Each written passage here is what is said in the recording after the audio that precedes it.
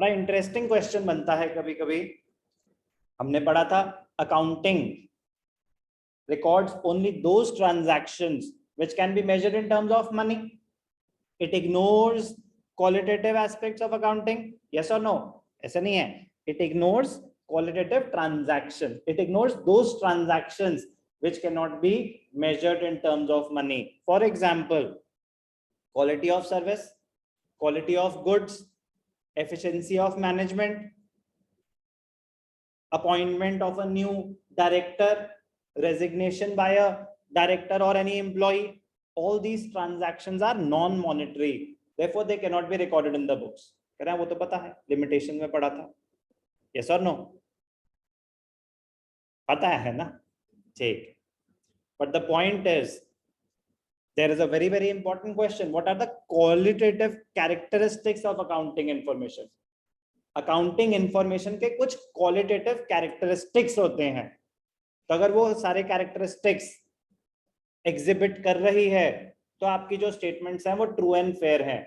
अगर वो नहीं कर रही, उसके ये कैरेक्टरिस्टिक्स नहीं है जो आपने फाइनेंशियल स्टेटमेंट्स बनाई, तो अकाउंटिंग इंफॉर्मेशन है ना, तो उसके अगर ये सारे कैरेक्टरिस्टिक्स फुलफिल कर रही है तो आपकी जो स्टेटमेंट्स हैं वो ट्रू एंड फेयर है.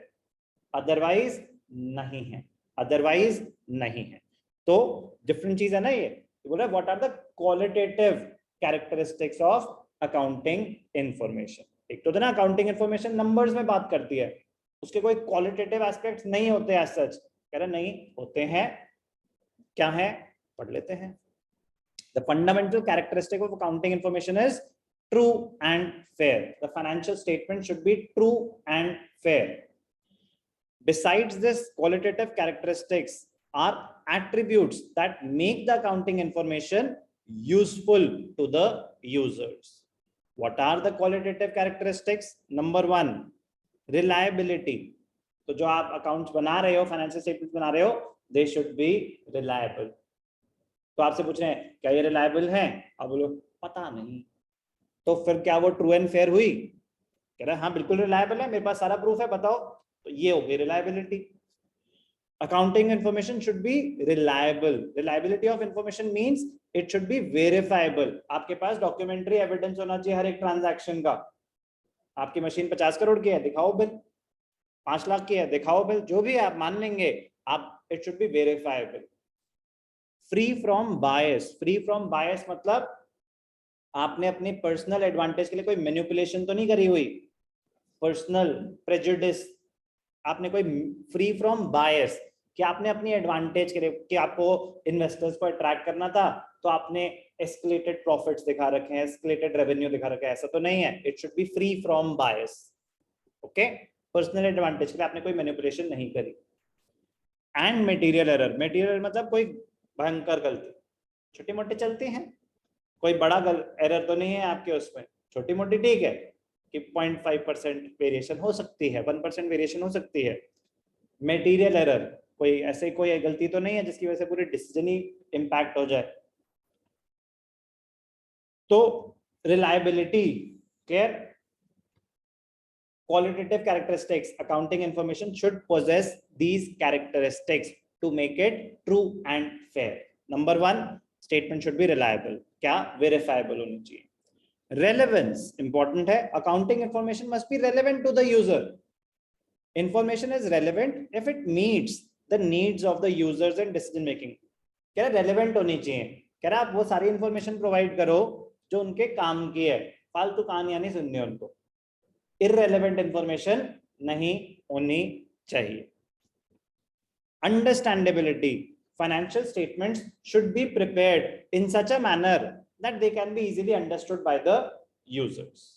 सिंपल बातें हैं, डायरेक्ट है, बट ये वैसी हैं, या तो पता है या नहीं पता है. क्वेश्चन तो डायरेक्ट आएगा ना, what are the qualitative characteristics. तो या तो पता है या नहीं पता है. या फिर कभी कभी स्पेसिफिक क्वेश्चन आ जाता है कि जो ट्रांजैक्शंस थी ना उनके लिए आपके पास कोई डॉक्यूमेंट्री एविडेंस नहीं था. Which qualitative characteristic has been violated. समझ आया? ऐसे क्वेश्चन भी आ सकते हैं. तो उसके लिए आपको अगर पता हो कि हाँ ठीक है वेरीफाइबिलिटी अफेक्ट हुई है, तो फिर रिलायबिलिटी इंपैक्ट हुई कि वेरीफाइबल नहीं है आपके जो ट्रांजैक्शंस हैं, तो कौन सा कैरेक्टरिस्टिक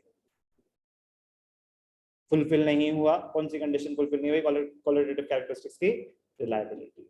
तो इसलिए ढंग से पता होना चाहिए, ऊपर ऊपर से पढ़ोगे तो क्वेश्चन अगर इनडायरेक्ट आए तो आंसर नहीं कर पाओगे। The statement should be reliable, relevant, understandable. Understandability means the information provided through financial statements must be presented in a manner that users are able to understand it. आपने कोई बड़ा complicated सा presentation दे दी जिसमें आम आदमी को समझ नहीं आ रहा कि हो क्या रहा है, तो फायदा क्या हुआ? It should be understandable. It should be presented, ज़्यादा complicated नहीं होनी चाहिए।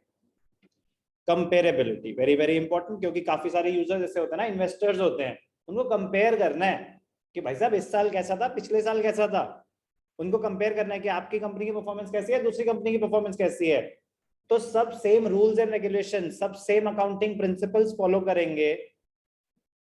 अब आप आईबी इंटरनेशनल बैकलॉरेट का एग्जाम दे रहे हो, आप सीबीएसई का दे रहे हो और कोई आईसीएसई का दे रहा है, तो इन तीनों का रिजल्ट कंपेरेबल है क्या? नहीं है कंपेरेबल। उसका सिलेबस अलग है, उसका सिलेबस अलग है, उसका सिलेबस अलग है। बट आप सब अगर सीबीएसई का दे रहे हो तो फिर कंपेरेबल है। बोर्ड एग्जाम बिल्कुल कंपेरेबल है।